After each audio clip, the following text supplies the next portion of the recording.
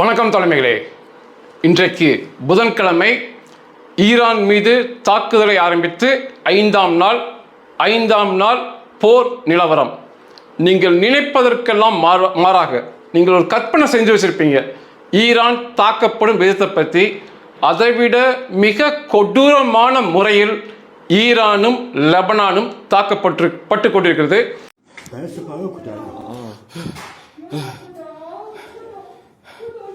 شیشه شکیا دیگه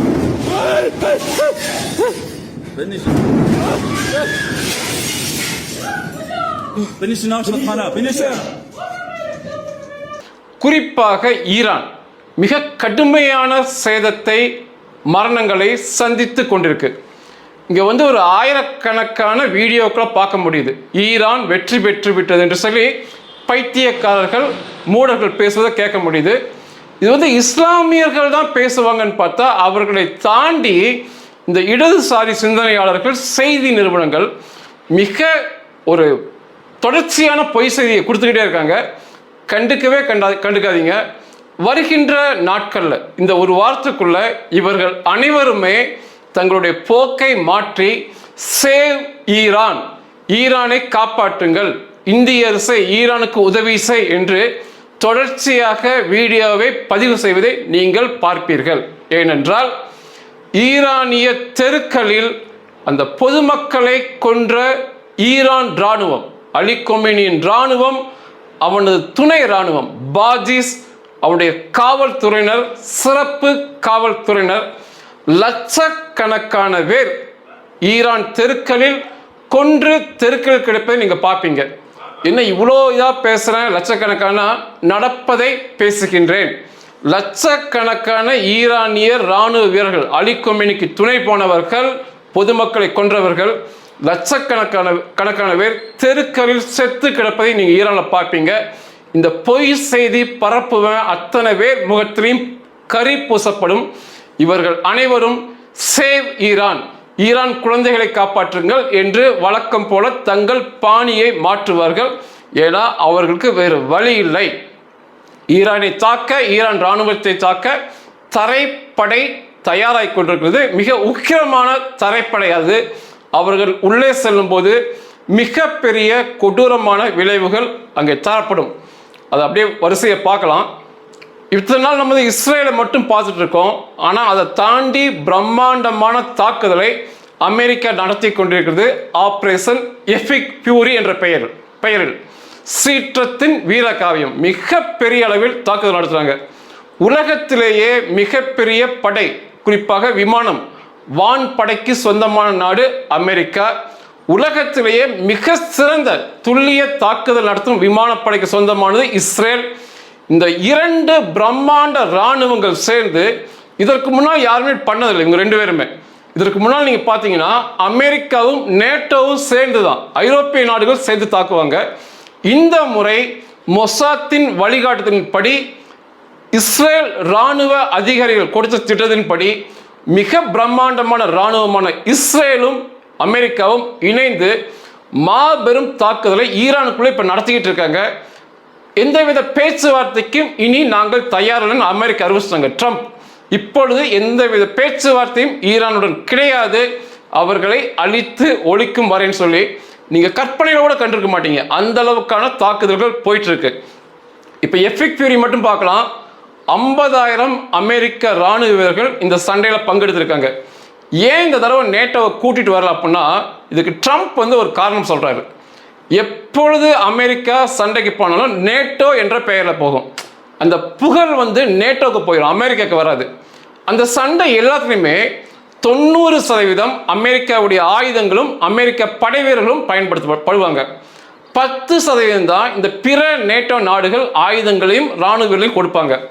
அந்த 10% நமக்கு எதுக்கு, முழுக்க நம்மளே பார்த்துடலாங்கிற எண்ணத்தில் அமெரிக்கா கிளம்பி இறங்கியிருக்கு. அவர்களுக்கு துணையாக ஒரு வெறி பிடித்த இராணுவமான இஸ்ரேல் இராணுவம் இணைந்து நிற்குது. மிகப்பெரிய தாக்குதல் போயிட்டு இருக்கு. 50,000 அமெரிக்க இராணுவ வீரர்கள் சண்டைகளில் ஈடுபட்டிருக்கிறாங்க. 200 போர் விமானங்கள் சண்டையில் ஈடுபட்டிருக்கு, நவீனமான போர் விமானங்கள் சண்டையில் ஈடுபட்டிருக்கு. 100 பிற பிரம்மாண்ட விமானங்கள், அதாவது துணைக்கு செல்லக்கூடிய உளவு விமானங்கள், எரிபொருள் நிரப்பக்கூடிய விமானங்கள் 100 விமானங்கள் செயல்பாட்டில் இருக்கு. B2 B52 ராட்சச குண்டுகளை போடும் ராட்சச விமானங்கள் சண்டையில் ஈடுபட்டிருக்கு. 2 விமானம் தாங்கி போர்க்கப்பல், அதற்கு துணையான கப்பல் என்று ஒரு கப்பல் படையே சண்டையில் ஈடுபட்டிருக்கு. சின்ன பண்ணப்படுத்திக்கிட்டு இருக்காங்க. இதெல்லாம் போதாது என்று மோர் கேப்பபிலிட்டிஸ் அண்டர் வே அப்படின்னு சொல்லி அந்த அமெரிக்க ராணுவ தளபதி, சென்ட்ரல் கமாண்டோட தளபதி சொல்லியிருக்காரு. இதுவே ஒரு மிகப்பெரிய தாக்குதல் ஈரானுக்குள்ள போயிட்டு இருக்கு. இன்னும் அதிக ஆயுதங்கள், விமானங்கள், போர் வீரர்கள் வந்து கொண்டிருக்காங்க, வழியில் இருக்காங்க சொல்லியிருக்காங்க. உண்மையாவே ஈரான் தேவை இல்லாத இந்த போரை ஆரம்பித்து எப்படி முடிக்க போறோம் என்று தெரியாம படுகொலைக்கு ஆளாக போகிறார்கள். 100 மணி நேரம் ஆபரேஷன்ல அமெரிக்கா கடைசியாக கொடுத்த தகவல் படி 100 மணி நேரம் ஆபரேஷன் போயிருக்கு. 2000 இலக்குகளை தகர்த்திருக்கிறோம், 2000 குண்டுகளை உபயோகப்படுத்தியிருக்கோம் சொல்லி அமெரிக்கா மட்டும், இஸ்ரேல் இல்லாம பண்ணியிருக்கிறாங்க. ஒரு நேரத்தில் வந்து ஈரானுடைய கப்பற்படை, பிரம்மாண்டமான கப்பற்படை அந்த பகுதியில் ஈரான் சொன்னது, இப்போ கூட சண்டை ஆரம்பிக்கும் போது எங்களை தாண்டி வேற எந்த கப்பலும் அந்த வழியில் போகக்கூடாது, அந்த வழியை நாங்கள் மறித்து விட்டோம்னு சொன்னாங்க. இன்னைக்கு ஈரானில் கப்பற்படை என்று ஒன்று இல்லை. அந்த ஏரியாவில், அந்த பகுதியில் சுற்றி திரிந்த ஈரானிய கப்பற்படை ஒன்றுமே அந்த ஏரியாவில் இப்போ இல்லை, எல்லாத்தையுமே அழிச்சிட்டாங்க.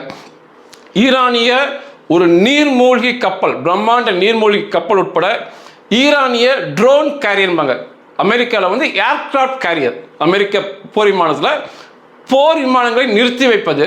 அதே சமயத்தில் ஈரானில் மிகப்பெரிய அதிக ட்ரோனை தன்னோடு வைத்து சுற்றி திரிந்த ட்ரோன் கேரியர் சாஹித் பஹாரி உட்பட 17 பிரம்மாண்ட ஈரானிய போர் கப்பல்கள் ஜல சமாதி ஆக்கப்பட்டிருக்கு. அதனுள் இருந்த ஈரானிய வீரர்கள் உட்பட ஒருவனும் பிழைக்காதபடி 17 கப்பல் ஜல சமாதி ஆயிருக்கு. இப்பொழுது அந்த பகுதி முழுக்க அந்த கடற்பகுதி அமெரிக்கா கப்பற்படை வசம் வந்திருக்கு. சண்டை ஆரம்பிச்சு 5 நாள் கூட ஆகல, இது 4வது நாள். கடைசி தகவல் பற்றி சொல்லிட்டு இருக்கேன். பேசுறது என்ன வேணா பேசலாம், நாங்க என்ன வேணா பண்ணாலும் பேசலாம். ஆனா எதிரி வரும்போது தான் அந்த சண்டையில் நிற்க திராணி இருக்கணும், இருந்தா மட்டுமே பேசணும். எந்த கப்பலும் வரக்கூடாதுன்னு சொன்னவனுங்க இன்னைக்கு அவனுங்க கப்பற்படையிலேயே ஒன்றும் இல்லாமல் படு தோல்வியை சந்திச்சிருக்காங்க. 2003 ஈராக் மீது தாக்குதல் நடத்தினாங்க அமெரிக்க கூட்டுப்படை. அதைவிட 2 மடங்கு தாக்குதல்கள் எபிக் பியூரி மூலமாக ஈரானுக்கு கொடுக்கப்பட்டிருக்கு. ஆனால் மிகப்பெரிய செய்திகளாக இந்த எபிக் பியூரி வரல. இஸ்ரேல் தாக்குதலை விட பல மடங்கு பிரம்மாண்ட தாக்குதல் அமெரிக்காவுடையது. இஸ்ரேல் தாக்குதல் துல்லியமாக இருக்கும், அமெரிக்கா தாக்குதல் பிரம்மாண்டமாக இருக்கும். அவங்களோட பிரம்மாண்ட ஃபயர் பவருக்கு சொந்தக்காரர்கள் அமெரிக்கா. மிகப்பெரிய பேரழிவை ஈரான் சந்தித்து கொண்டிருக்கு. ஈரான் தரப்பிலிருந்து, அவர்கள் தரப்பிலிருந்து 500 பலாஸ்டிக் மிசைல், நெடுந்தூரம் செல்லக்கூடிய மிக பெரிய ஏவுகணைகளை ஏவியிருக்கிறாங்க. 2000 ட்ரோன்களை ஏவியிருக்காங்க இதுவரைக்கும். பெரிய UAC உட்பட ட்ரோன் 2000 ஏவியிருக்காங்க. இது 90% வழிமறிக்கப்பட்டிருக்கு. அமெரிக்கா மற்றும் இஸ்ரேல் பிற அரபு நாடுகள் வான் பாதுகாப்பு சாதனம் மூலமா 90% இடையில் மறித்து அழிச்சிருக்காங்க. 10% இஸ்ரேலுக்குள் புகுந்து அமெரிக்கா படையினர் இருந்த பக்கம் புகுந்து சேதத்தை விளைவிச்சிருக்கு. இது ஒரு மிக பரிதாபமான பரிதாபமான நிகழ்வு. இதெல்லாம் இராணுவத்தை பற்றி தெரியறவங்களுக்கு அதை பற்றி ஆராய்ச்சி பண்ணால் தெரியும். ஒன்றுமே தெரியாமல் இவனுக்கு இங்கே பயிர விடுறதான் எனக்கு ஒரு பரிதாபமாக இருக்கு. இவங்களெல்லாம் பார்த்து, இந்த மூட ஜனங்களை பார்த்து. சரி, இந்த ஈரானிலிருந்து வரும் கொத்து கொத்தாக வருகின்ற ஏவுகணைகள், ட்ரோன் எல்லாமே இன்னும் 1 வாரம் மட்டுமே தாக்கு பிடிக்கும். அதிகபட்சமாக இந்த வாரம் இன்னும் ஒரு 5-6 நாள் மட்டுமே அவர்களால் கொத்து கொத்தாக ட்ரோனையும் ஏவுகணையும் அனுப்ப முடியும். அதுக்கப்புறம் அவங்ககிட்ட இல்லை, உடனடியாக உற்பத்தி பண்ணவும் அவங்களோட முடியாது. அந்த அளவுக்கு வேகத்தில் பிற நாடுகள்லேருந்து வாங்க முடியாது, எல்லாத்தையும் வழிபடுத்துறாங்க. ஆனால் இந்த அமெரிக்கா இஸ்ரேல் தாக்குதல் வந்து இன்னும் பல வருஷம் அங்கே நின்று ஈரான் அடிக்க முடியும். இதுதான் பரிதாபமான சூழ்நிலைங்கிறது.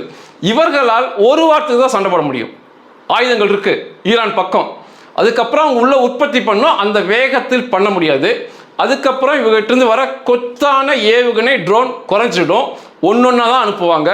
ஆனால் அமெரிக்காவும் இஸ்ரேலும் இன்னும் பல வருஷம் அங்கேயே நின்று ஆயிரக்கணக்கான பல்லாயிரக்கணக்கான குண்டு மலை, லட்சக்கணக்கான குண்டு மலை ஈரான் மேலே பொழிய முடியும். அவர்களால் ஒன்றுமே பண்ண முடியாது. இப்பொழுது அமெரிக்கா வந்து ஏர் சுப்ரமசி என்று அறிவிச்சிருக்காங்க. அது அப்படி என்னன்னா, அந்த வான் பகுதி எப்படி கடல் பகுதியை கைப்பற்றிட்டாங்களோ வான் பகுதி முற்றாக கைப்பற்றப்பட்டது ஈரானுடைய வான் பகுதின்னு அறிவிச்சிருக்காங்க. இது என்ன எதனால சொல்லுவாங்க அப்படின்னா, முதல்ல ஈரானில் உள்ள அங்கிருந்த ரேடார்கள், அதுதான் கண்ணு.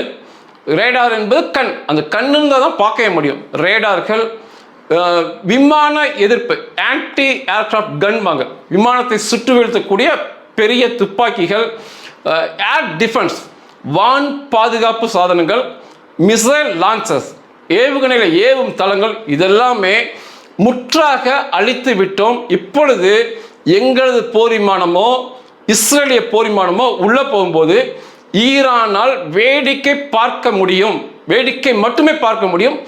ஏர் சுப்ரமசியை அடைந்து விட்டோம் என்று நேற்று சொல்லியிருக்காங்க. சண்டை ஆரம்பித்து 5 நாள் ஆயிருக்கு. முழுக்க கடல் பகுதியை கைப்பற்றியிருக்கிறாங்க அமெரிக்கா, வான்பரப்பை கைப்பற்றியிருக்கிறாங்க. மிக ஒரு கேவலமான நிலையில் ஈரான் இருக்கு. சண்டை போடுறதுக்கு முன்னால் இதெல்லாமே யோசித்து தான் சண்டை களத்தில் இறங்கணும். இப்போதைக்கு எந்தவித பேச்சுவார்த்தையும் அவசியம் இல்லை என்று ட்ரம்ப் அறிவிச்சிருக்காரு. ஈரான் தரப்பிலிருந்து என்னை கூப்பிட்டாங்க, பேச்சுவார்த்தை நடத்தலான்னு சொன்னாங்க, அணுகுண்டுகளை கூட நியூக்ளியர் பற்றி கூட பேசலாம்னு சொன்னாங்க. இன்னும் இப்பொழுதுக்கு பேச்சுவார்த்தை அவசியம் இல்லை, தாக்குதலை முடித்து கொள்ளலாம், அதுக்கப்புறம் பேசலாங்கிற எண்ணத்தில் அமெரிக்கா இஸ்ரேல் இருக்காங்க. மிக பரிதாபமாக வேட்டையாடப்படும் ஈரான். இந்த கும்பல், பொய் செய்தி பரப்பும் கும்பல், சேவ் ஈரான் என்ற நிலைக்கு இந்த வருகின்ற வாரத்தில் தள்ளப்படுவார்கள். இதோட தலைமை லட்சியம், இந்த போரோட தலைமை லட்சியம் வந்து அமெரிக்கா என்ன சொல்றாங்கன்னா, இந்த ரெஜிம் மத குரு சுப்ரீம் லீடர் தலைமையிலான ஆட்சி முறை இனி எக்காலமும் ஈரானில் இருக்கக்கூடாது, இந்த சுப்ரீம் லீடரே இருக்கக்கூடாது அப்படிங்கிற இதன் தலைமை லட்சியம். அதற்காக அதற்கேற்றாற் போல தாக்குதல் தொடருது. எப்படி ஈராக்கில் ஆட்சி முறையை மாற்றினாங்களோ, வெனிசுவேலாவில் ஆட்சி முறையை மாற்றினாங்களோ, லிபியாவில் ஆட்சி முறையை மாற்றினாங்களோ, ஈரானிலும் அமெரிக்கா சொல்வதை கேட்கும் ஒரு ஆட்சி முறையை மாற்றி ஒரு தலைவரை ஏற்படுத்தி விட்டு அந்த மக்களுக்கு சுதந்திரம் கொடுத்து தான் இந்த தாக்குதல் முழுக்க நிற்கும். அதுவரைக்கு அடின்னு அடிப்பாங்க. ஈரான் தான் உலகத்திலேயே 3வது கச்சா எண்ணெய் கையிருப்பு வைத்திருக்கும் நாடு. முதல்ல வெனிசுவேலா, அதை கைப்பற்றிட்டாங்க. 2வது சவுதி அரேபியா, அது அமெரிக்க நட்பு நாடாக இருக்கு. 3வது ஈரான் தான் உலகத்தில் அதிக கச்சா எண்ணெய் கைவசம் உள்ள நாடு. ஈரானுடைய கச்சா எண்ணெய் ஃபைனஸ்ட் குவாலிட்டிம்பாங்க, மிக உயர்ந்த தரமான கச்சா எண்ணெய்க்கு சொந்தக்கார நாடு ஈரான். அந்த அளவுக்கு தரத்தில் வெனிசுவேலா கச்சா எண்ணெய் இருக்காது. அது முழுக்க கைப்பற்றப்படும் அமெரிக்காவில். இந்த போரில் பண்ண பல ஆயிரம் கோடி செலவுகள்லாம் அதிலிருந்து மீட்டெடுக்கப்படும். இது வந்து எபிக் ஃபியூரி. இஸ்ரேல் தாக்குதலை பார்க்குறீங்க இல்லையா, அதை விட பல பிரம்மாண்டமான முறையில் அமெரிக்கா தாக்குதல் நடத்துவாங்க. ஏன்னா அவருடைய ஆயுத வலிமை அந்த அளவுக்கு அவங்க வச்சிருக்காங்க. இஸ்ரேலின் ரோரிங் லயன், கர்ஜிக்கும் சிங்கம், தொடர்ச்சியாக இஸ்ரேலிய போர் விமானங்கள் சென்று தாக்குதல் நடத்திட்டு இருக்காங்க. கேள்வி கேட்டிருந்தீங்க, ஏன் ஜெரிகோ மிசைலை எடுக்கல அப்படின்னு. இஸ்ரேல் அது அவசியமற்ற வேலை. ஒரு ஜெரிகோ மிசைல் ஏவுகணை எடுக்கிறாங்கன்னா மிக பிரம்மாண்டமான தாக்குதல் நடத்தணும்னா எடுப்பாங்க, ஒரு இலக்கை சென்று அடிக்கும். போர் விமானங்கள் அப்படி இல்லை, இலக்குகளை தேர்ந்தெடுத்து தேவையான இலக்குகளை சரமரியாக அழிப்பாங்க. இஸ்ரேல் போர் விமானங்கள், அதை ஓட்டும் விமானங்கள் உலகத்தில் நம்பர் 1 இருக்காங்க. அதனால அதன் மூலம் தாக்குதல் என்பது போதுமானது இஸ்ரேலுக்கு. இஸ்ரேல் போர் விமான தாக்குதல் அவர்களுக்கு போதுமானது. அந்த நாடு வந்து மிகப்பெரிய அச்சத்துக்கு உள்ள போனா மொத்தமாக அழிக்கப்படும், இல்லை வேற ஏதாவது அந்த பெரிய பக்கத்து நாடுகள் ஏதாவது பெரிய வேலையை பண்ணுறாங்க, இஸ்லாமிய அரேபிய நாடுகள் பண்ணுறாங்கும் போது அவர்கள் இருப்புக்கு அச்சுறுத்தல் ஏற்படும் என்றால் இஸ்ரேலில் இந்த ஜெரிகோ ஏவுகணைகள், இஸ்ரேலில் உள்ள அணுகுண்டுகள் கையில் எடுக்கப்படும். அந்த அளவுக்கு தான் ஈரான் வந்து ஒருத்தர், அந்த அளவுக்கு தாக்குதல் நடத்துகிற அளவுக்கு ஈரானில் ஒன்றுமே இல்லை. இஸ்ரேலிய போர் விமானங்கள் போதுமானவை. அதனால தான் இன்னும் அவங்க ஜெரிகோவை கையில் எடுக்கல. அவங்க இருப்பிடத்துக்கு வாழ்விற்கு அச்சுறுத்தல் ஏற்படும் என்றால், ஏதாவது இஸ்லாமிய நாட்டால் அரபு நாட்டால், எடுத்துக்காட்டுக்கு நீங்கள் பாகிஸ்தானே எடுத்துக்கலாம், இவர்களால் இஸ்ரேலுக்கு அச்சுறுத்தல் ஏற்படும் என்றால் ஜெரிகோ ஏவுகணைகள் உலகம் பூரா எங்கே வேணாலும் போகும், கையில் எடுப்பாங்க, அதிக வீரியமான அணுகுண்டுகளை வச்சிருப்பாங்க, அந்த நாடுகளை முற்றாக அழிப்பார்கள். அந்த அளவுக்கு ஈரானில் ஒர்க் கிடையாது. ஈரானுடைய தளபதிகள் 49 கொல்லப்பட்டதாக பதிவாச்சு. அதுக்கப்புறம் தொடர்ச்சியாக குறிவைக்கப்பட்டு ஈரானுடைய இராணுவ தளபதிகள், அரசியல் தலைவர்களை இஸ்ரேல் கொன்று கொண்டே இருக்குது. இஸ்ரேலுடைய தாக்குதல் துல்லியமாக இருக்குன்னு சொன்னேன், கொன்று கொண்டே இருக்காங்க. 3ஆம் தேதி, மார்ச் 3ஆம் தேதி செவ்வாய்க்கிழமையில் இவங்களுக்கு அடிக்கிற, அதாவது புதிய சுப்ரீம் லீடர் வரக்கூடாது என்று தான் அடிக்கிறாங்க. அதையும் மீறி தெற்கு ஈரானில் குவாம் என்ற ஒரு பகுதி இருக்கு. அங்கே வந்து இந்த சுப்ரீம் கவுன்சிலுக்கு உண்டான ஒரு பிரம்மாண்ட கட்டடம் இருக்கு. அங்கே 88 மத குருக்கள் இருக்காங்க. அவங்க தான் இந்த சுப்ரீம் லீடரை எடுப்பவங்க. அவங்க இந்த 3ஆம் தேதி ஒன்று கூடி புதிய சுப்ரீம் லீடரை நாங்கள் ஏன்னா இப்போ அங்கே வந்து போட்டி ஏற்பட்டுச்சு. ஏற்கனவே ஒருத்தர் தேர்ந்தெடுத்தாங்க, அது முடியாது என்று சொல்லி இருவருக்கான போட்டி போகுது ஈரானில். அதனால தேர்ந்தெடுப்போம் சொல்லி அறிவிச்சோனையே அந்த கட்டிடத்தை இஸ்ரேலிய விமானப்படைகள் சென்று பிரம்மாண்ட முறையில் தாக்கி ஒண்ணுமே இல்லாம பண்ணிட்டாங்க.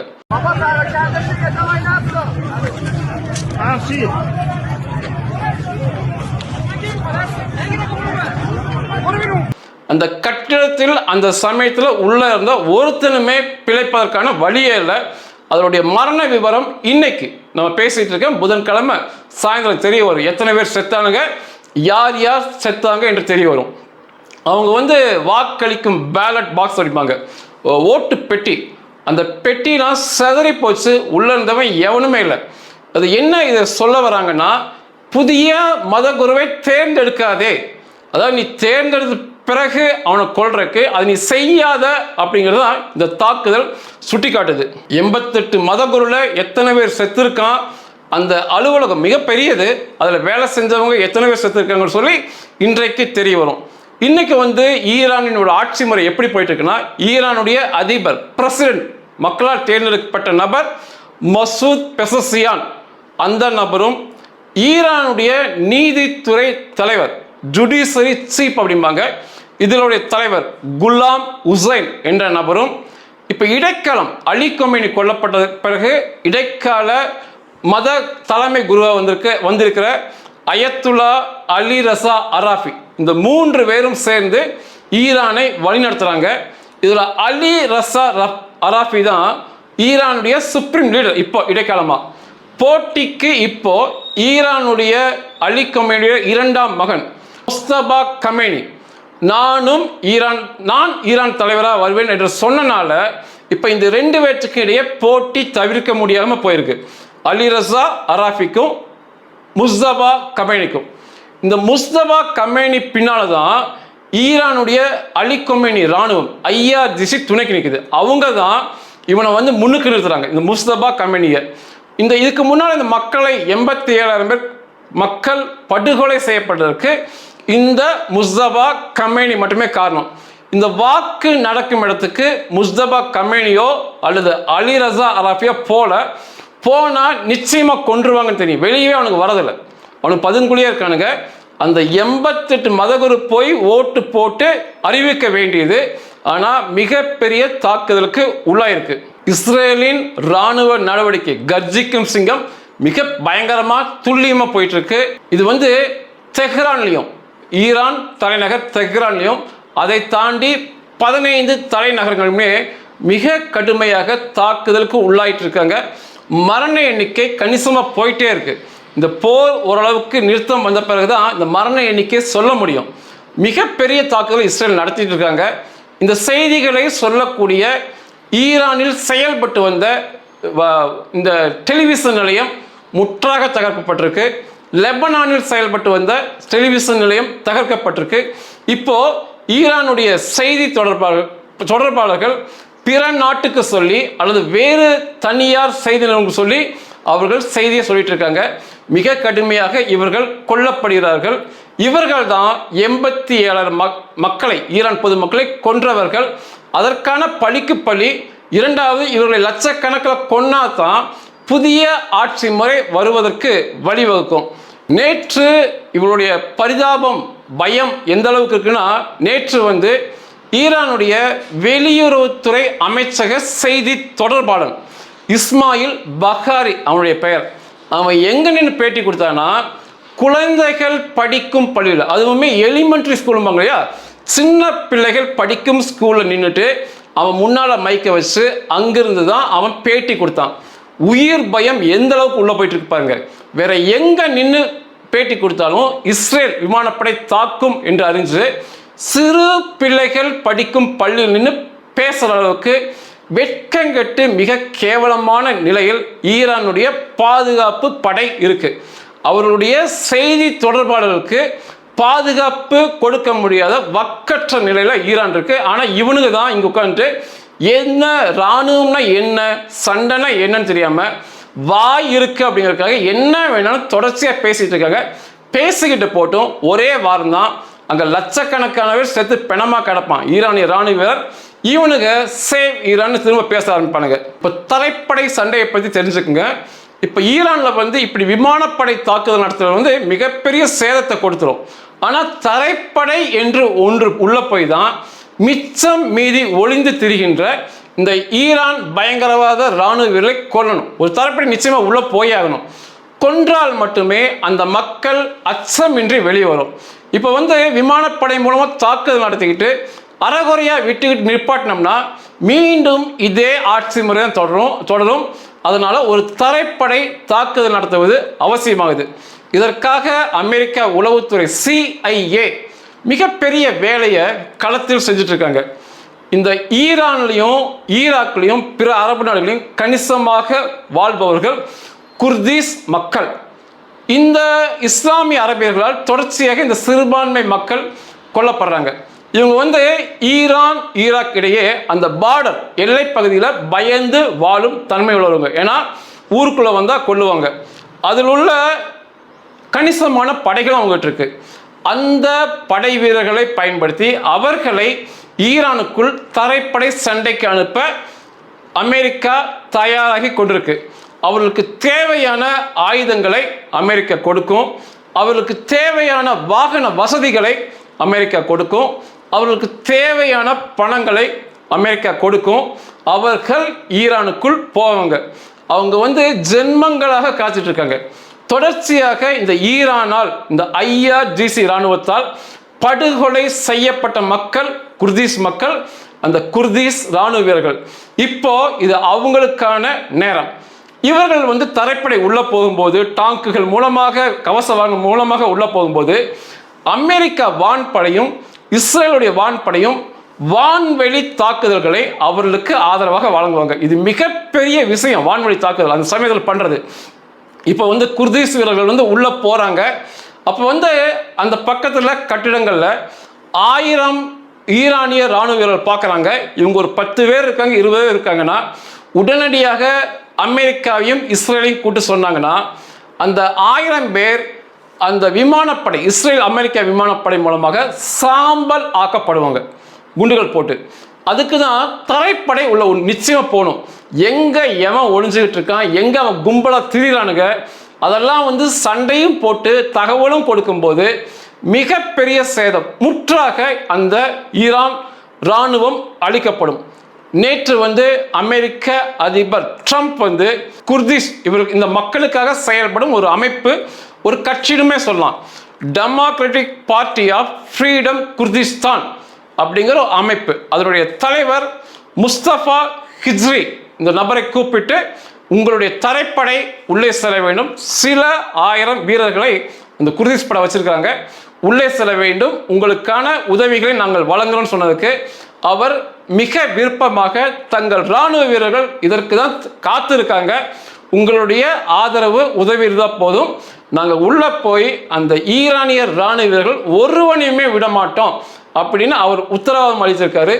சில நாட்கள்ங்கிறாங்க, அதாவது வருகின்ற நாட்கள்ல ஒரு 5-6 நாட்களுக்குள்ள இந்த குர்திஸ்தான் இராணுவ வீரர்கள் அமெரிக்கா இஸ்ரேல் வான்படை உதவியோடு அவர்களுடைய ஆயுதங்கள் மற்றும் கவச வாகனங்களோடு ஈரானுக்குள் சென்று அந்த ஈரானிய மக்களை கொன்ற இராணுவத்தை கொன்று குவிப்பார்கள். கடைசியாக பொய் செய்தி பரப்பும் இந்த மூடரோடு கூடத்துக்கு ஒன்று சொல்கிறேன். அவர் இஸ்ரேலிய பிரதமருக்கு என்னென்னமோ ஆயிடுச்சு, முப்படை தளபதிக்கு அதுதான் ஆயிடுச்சுன்னு சொன்னாங்க. நேற்று விமானப்படை தளத்தில் ஒன்றாக இஸ்ரேலிய பிரதமர் பென்யமின் நெத்தன்யாகு மற்றும் இஸ்ரேல் முப்படை தளபதி ஏஎல் ஜமீர் மற்றும் இஸ்ரேலின் பாதுகாப்பு அமைச்சர் இஸ்ரேல் காட்ஸ் 3 பேரும் ஒன்றாக நின்று பேட்டி கொடுத்தாங்க. பிரதம மந்திரி பென்யமின் நெத்தன்யாகு மிகப்பெரிய ஆங்கிலத்தில் பேட்டி கொடுத்தாரு. அவங்களை தாக்கிட்டோம், அவங்கள கொண்டுட்டோம்னு சொல்றவர்களுக்கு இது மிகச்சரியான பதிலடியாக 3 பேரும் துணிச்சலாக பேட்டியை கொடுத்தாங்க. அதோட புகைப்படத்தை இணைக்கிறேன். அதே போல இஸ்ரேல் இராணுவம் ஒரு செய்தியை வெளியிட்டிருக்காங்க. அது இங்க ஃபயர் விடுகின்ற இந்த பயங்கரவாத பதர்கள், அவர்களுக்கு துணை போகின்ற கூலிக்கு மாரடிக்கும் வாய்களை வாடைக்குறவங்களுக்கு அது ஒரு பாடமாக இருக்கும். அவங்க 3 புகைப்படத்தை கொடுத்துருக்காங்க. 3ஐயும் தரேன்.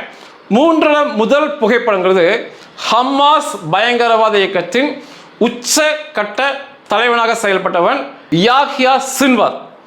2வது இசபுல்லா பயங்கரவாத இயக்கம் லெபனானில். ஹமாஸ் செயல்பட்டது காசா, இசபுல்லா பயங்கரவாத இயக்கம் லெபனானில் செய்யப்பட்டது. அதன் உச்சக்கட்ட தலைவன் ஹாசன் நசருல்லா. அதற்கடுத்து ஈரானில் மத குரு என்று ஒரு பயங்கரவாத ஆட்சியை நடத்திய அலி கமேனி. இந்த 3 பேருமே 30 வருடத்துக்கு மேலாக ஆளுமை மிக்கவர்கள். இந்த 3 பேரையும் கொன்று விட்டோம். அது முதல் புகைப்படம். அதற்கடுத்து 2 புகைப்படத்தில் எண்ணற்ற இந்த பயங்கரவாத தளபதிகள் தலைவர்கள் ஒரு 30 வருஷமா தேடப்பட்டு வந்தவர்கள். அவர்கள் எல்லா புகைப்படத்தையும் நீங்க பார்க்குறீங்க. பெயர் சொன்னால் ரொம்ப நேரம் ஆகிடும். அவர்கள் அனைவரையுமே கொன்று விட்டோம் இஸ்ரேல் ராணுவம் சொல்றாங்க. இதில் எவன் ஈடுபட்டானோ எல்லாத்தையுமே நாங்கள் கொன்னுட்டோம். இதில் முக்கியமான விஷயம், இதில் ஒருத்தனுக்கு கூட நல்ல முறையில் சவ அடக்கம் நடைபெறவில்லை. எவன் முகத்தையும் காட்ட முடியல. இதில் சேதமாகாம செத்து போனவன் யார் தான்? இந்த யாஹ்யா சின்வார் தான். ஹமாஸ் தலைவன் தான் பெரிய அளவு சேதமாக பிணம் கிடைச்சது. அந்த பிணத்தையுமே இஸ்ரேல் கொண்டு போயிட்டாங்க. அவங்க அதை ஹமாஸ் காசாக்கு தரல, இஸ்ரேலுக்கு நாயை இழுத்து செல்வது போல் இழுத்து கொண்டு போய் இப்போ இஸ்ரேலில் அவன் இருக்கானா இல்லை அவனை செதச்சிட்டாங்களா, அந்த பிணத்தை செதச்சிட்டாங்கன்னு தெரியல. ஆக மொத்தம் இந்த 3 புகைப்படமே இங்குள்ள பயங்கரவாத பதர்களுக்கு பாடமாக இருக்கணும். ஆனால் அவனுக்கு அதெல்லாம் புரியாது. அனைவரையுமே கொன்று குவித்து விட்டார்கள் இஸ்ரேல் இராணுவம். இப்போ கடைசியாக சொல்லி முடிச்சுக்கிறேன். வருகின்ற நாட்களில் ஒரு 10 நாள் 20 நாட்குள்ள நீங்கள் பார்ப்பீங்க இவர்கள் ஃபயர் ஓட்டுறதை சேவ் ஈரான் என்று. ஏனென்றால் அந்த ஈரானிய வீதிகளில் பெண்களை நீண்ட காலமாக அடிமைப்படுத்தியவர்கள், 87,000 மக்களை 2 நாளில் சுட்டு கொன்றவர்கள் அந்த IRGC இராணுவ வீரர்கள், பாஜிஸ் துணை இராணுவ காட்டு மிராண்டிகள் மற்றும் அந்த ஈரான் காவல்துறை கண்மூடித்தனமாக சுட்டவர்கள், துணைக்கு சென்ற சிறப்பு அதிரடிப்படை காவல்துறையினர் ஈரானுடையவர்கள் லட்சக்கணக்கில் ஈரானுடைய தெருக்களில் பிணங்களாக கிடப்பார்கள். அமெரிக்க வான்படை, இஸ்ரேல் வான்படை சாதிக்கும் குர்திஷ் தரைப்படை இதுக்காக தான் காத்துருக்காங்க. இவரை கொன்று குவிப்பார்கள். இவனுங்க சேவீரன் கதறுவாங்க. அதற்கு பின்பு ஈரானுடைய மக்கள் நிச்சயமான ஒரு சுதந்திரமான ஒரு வாழ்க்கையை அனுபவிப்பார்கள். அவர்களுக்கு தேவையான தலைவரை வாக்குகள் மூலமாக தேர்ந்தெடுத்து அதற்கு பின்பு அந்த மக்கள் அச்சமின்றி ஆடி பாடுவார்கள் தெருக்களில். குறிப்பாக பெண்கள் அவர்கள் விரும்பிய உடை அணிந்து அச்சமின்றி ஆடி பாடுவார்கள். இந்த கொடூரத்தை செய்த காட்டு மிராண்டிகள் லட்சக்கணக்கில் தெருவில் பிணமா இருப்பாங்க. நீங்க பார்க்க போறீங்க. நன்றிகள்.